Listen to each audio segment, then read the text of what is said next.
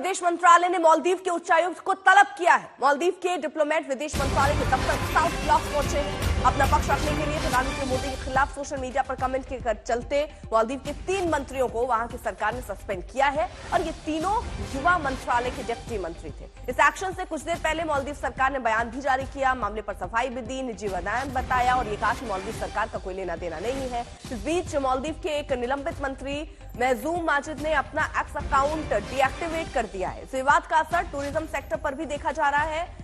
Easy माई trip website ने मालदीव के लिए फ्लाइट की बुकिंग बंद कर दी।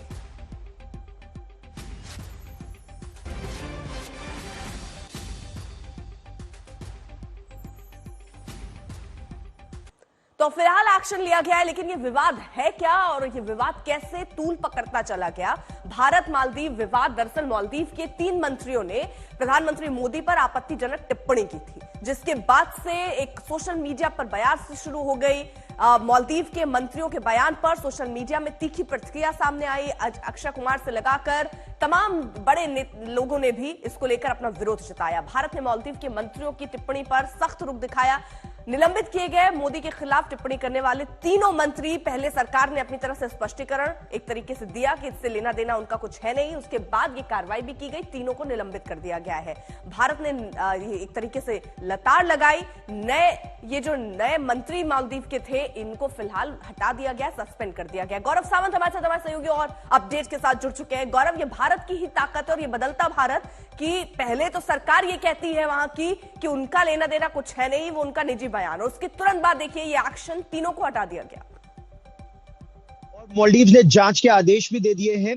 मालदीव ये जानता है कि भारत से शत्रुता और इस तरह के कटु बयान जो उनके मंत्रियों ने भारत के प्रधानमंत्री के खिलाफ दिए, वो भी तब जब वो लक्षद्वीप गए थे, अपने ही देश में एक इलाके का दौरा कर रहे थे। तो इस पर मालदीव अब बहुत बैकफुट पर आ गया है। हालांकि मालदीव के राष्ट्रपति इस समय चाइना गए हैं एक औपचारिक स्टेट विजिट के लिए, और मालदीव ये दिखाने की कोशिश कर रहा है कि मालदीव चाइना के निकट आएगा तो ये भारत के लिए अच्छा नहीं है। लेकिन मालदीव के राष्ट्रपति खुद ही आउस्ट इंडिया कैंपेन के नाम पर राष्ट्रपति बने थे, लेकिन अब जब भारत ने वहां के उच्चायुक्त को भी बुलाया है तो उनको यह समझाया जाएगा कि मालदीव के हित में भारत के साथ अच्छे संबंध है।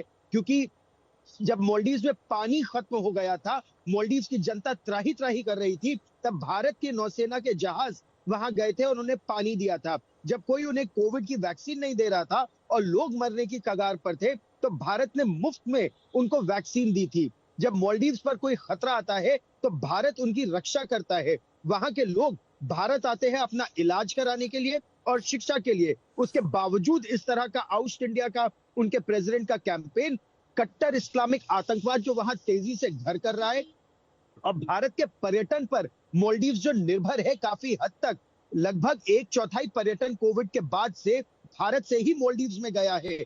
अब जब कैंसिलेशंस हो रहे हैं फ्लाइट से लेकर होटल, तब मालदीव के होश ठिकाने आ रहे हैं। लेकिन ये एक संवेदनशील संबंध है। भारत नहीं चाहता कि चीन मालदीव में अपने बेसेस बनाए, इसीलिए बहुत काम तरीके से इस रिश्ते को आगे ले जाने का प्रयास भी हो रहा है। ठीक है गौरव, रहिए जरा साथ और देखिए कुल मिलाकर जो असर है वो सीधे तौर पर दिखने लग गया है।